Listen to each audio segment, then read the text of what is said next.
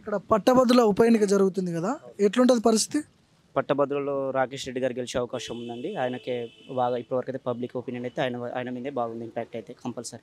తీన్మార్ మల్లన్న కాంగ్రెస్ నుంచి, బీజేపీ నుంచి ప్రేమేందర్ రెడ్డి, అశోక్ సార్ ఇండిపెండెంట్గా పోటీ చేస్తున్నాడు, ఎట్లుంటుంది? అవునండి. యాక్చువల్గా ఏంటిదంటే రాకేష్ రెడ్డి గారు ఉన్నత విద్యావంతుడు, చాలా బాగా చదువుకున్నాడు అని చెప్పేసి అని ప్రజల్లో కానీ ఇప్పుడున్న యువకుల్లో కానీ బాగా ఇప్పటివరకు స్లోగా నిలిపోయింది.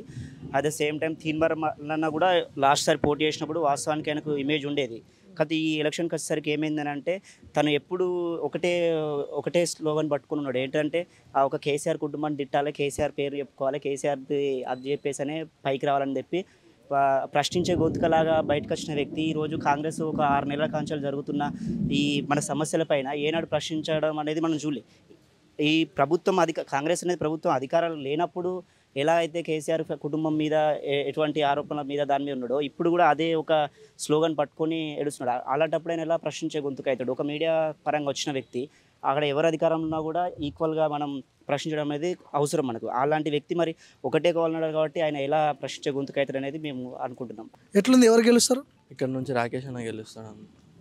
ఎందుకని అంటే అన్న మాట్లాడే విధానం, అన్న దగ్గర ప్రశ్నించే తత్వం ఇప్పుడు కాంగ్రెస్ ప్రభుత్వానికి ప్రశ్నించే గొంతు కావాలన్న. కాంగ్రెస్ నుంచి తీన్మార్ మల్లన్న పోటీ చేస్తున్నాడు కదా, అనేది ఏముందన్న, ఇప్పుడు తెల్లారితే ఏది అధికారంలో ఉంటే దాంతో మాట్లాడతాడు. బీజేపీ నుంచి ప్రేమేందర్ రెడ్డి పోటీ చేస్తున్నాడు. వరంగల్ జిల్లాలో అనే పేరు అంటే ఎవరు అంటారు? తెలియదా ప్రేమేందర్ రెడ్డి ఎవరికి? వరంగల్ జిల్లాలో ఒక 10 మంది అభ్యర్థులు, 10 మంది పిల్లలను అడగండి బీజేపీని.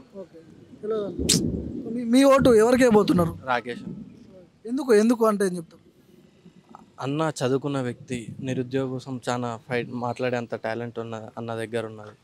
సో ఇక్కడ ఉప ఎన్నిక రాబోతుంది కదా, పట్టభద్రుల ఉప ఎన్నిక ఎట్లుంటుంది, ఎవరు గెలిచే అవకాశం ఉంది? 100% రాకేష్ రెడ్డి అన్న గెలవబోతున్నాడు. తీన్మార్ మల్లన్నకు బ్యాండ్ అవుతుంది. ఆడు మంచి వ్యక్తి కాదు, క్యారెక్టర్ మంచిది కాదు తీన్మార్ మల్లన్న. మనం గెలవబోతున్నాం. అంటే ఎందుకు అంత గట్టిగా చెప్తున్నారు రాకేష్ రెడ్డి గెలుస్తున్నాడు? రాకేష్ రెడ్డి అని అంటే ఒక నమ్మకం. సింపుల్గా ఏ పార్టీ వ్యక్తి అయినా సరే, ఏ కార్యకర్త అయినా సరే ఒప్పుకోవాల్సిన విషయం ఇది. అధికారంలో కాంగ్రెస్ పార్టీ ఉంది కదా రాష్ట్రంలో అన్న, అట్లా అనుకుంటే ఎట్లానో మనం కూడా పోరాటం చేస్తాం కదన్న.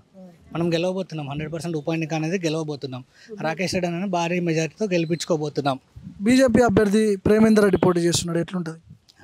చాలా తక్కువ అన్న చూసింది, చాలా తక్కువ. అసలు ఆయన ప్రజలలో ఎప్పుడు కనపడాడు అన్న? ప్రేమేందర్ రెడ్డి ఎవరన్నా అసలు ఎప్పుడు కనపడలే అన్న. ప్రేమేందర్ రెడ్డి అయితే ఎప్పుడు ప్రజల్లో కనపడంగా నేను చూడలేదు. ఫైట్ ఎవరెవరికి మధ్య ఉండొచ్చు? ఫైట్ ఆబ్వియస్గా బీఆర్ఎస్ వర్సెస్ కాంగ్రెస్కి ఉంటుంది అన్న.